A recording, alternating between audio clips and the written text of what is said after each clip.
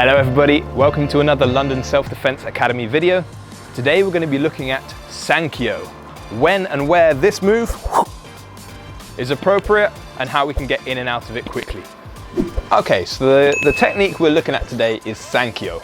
We're going to look at it from basic attack first of all, just to sort of understand the movement a little bit, and then we can look at when and where it can be applicable in a real life situation.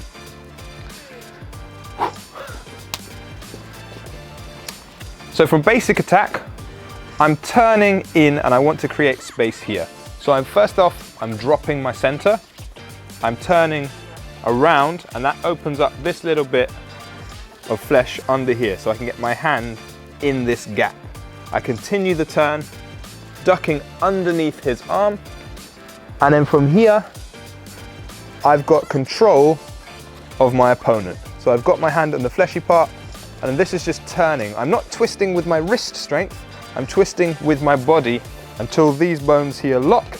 It creates a lock, and I've got this bent arm here.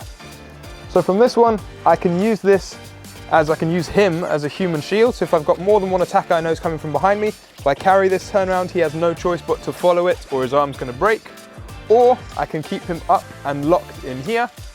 I can even bring this round in a lock, and he's not really got much option, because if he tries to turn this way, if he tries to punch, his arm creates a lot of pain for him. So as long as I keep this on tight, he can't turn towards me.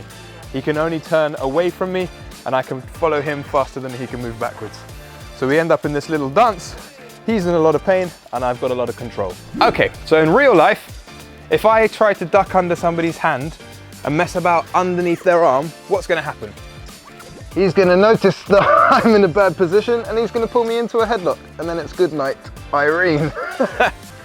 So, there are some points where Sankyo is an applicable technique and some points where there aren't. If I'm facing my opponent, it's unlikely that I'm gonna have the chance to apply this technique. However, if he's come up from behind me, and that's what we're gonna look at next, I can have a quick go at this. Let's have a look at when Sankyo can be applicable. So if I've been attacked from behind in a bear hug, my attacker has come around me, the first thing I need to do is sink my center and shoot my hips back.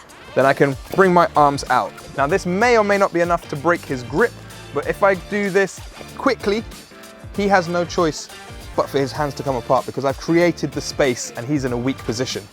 Now from here, if you look, it's very easy. I'm halfway there already. As long as I follow this hand, I can step back and under here, but at the same time I turn and I'm gonna send this elbow bang into his solar plexus, soften him up, and then look, well, I've got that tight lock into Sankyo. I can either turn him or I can bring him down this way into an arm lock. So if my opponent has grabbed me from underneath, two things are about to happen. Either I'm about to get thrown, suplexed over this way, or body slammed down to the floor, or they're trying to drag me off and put me in a van. So I need to act quickly. I don't want this to be the case. So I'm going to break the grip, but if I just push down, I don't have enough strength with one hand to break it.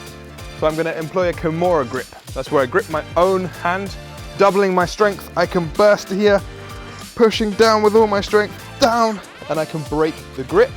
And then if I follow that round, break the grip, keep contact, sink down, and my elbow's coming up at the same time I'm locking into the Sankyo. And look, this time I'm in front of him and I've still got that Sankyo on. Now, if I've been locked in a bear hug here, I'm gonna throw up my chicken wings and I'm gonna sink my center. But what I don't want to do is be messing about taking ages to get under here, because he's gonna, with his free arm, lock me straight back up. So when I'm here, he's locked his hands together, I've broken free, I'm gonna throw my head back into his head. This doesn't need to be really hard, it's just enough to give him a little jab in the head, just so he throws his head back as a response, which gives me time to slip under and into Sankyo and be able to take him down. Today we looked at Sankyo. Hopefully that's given you a little bit more of an idea of when and how you can get into this move and how you can adopt it safely and smoothly. If you've liked today's video, give us a thumbs up, subscribe to the channel, and we'll see you on the next one. See ya.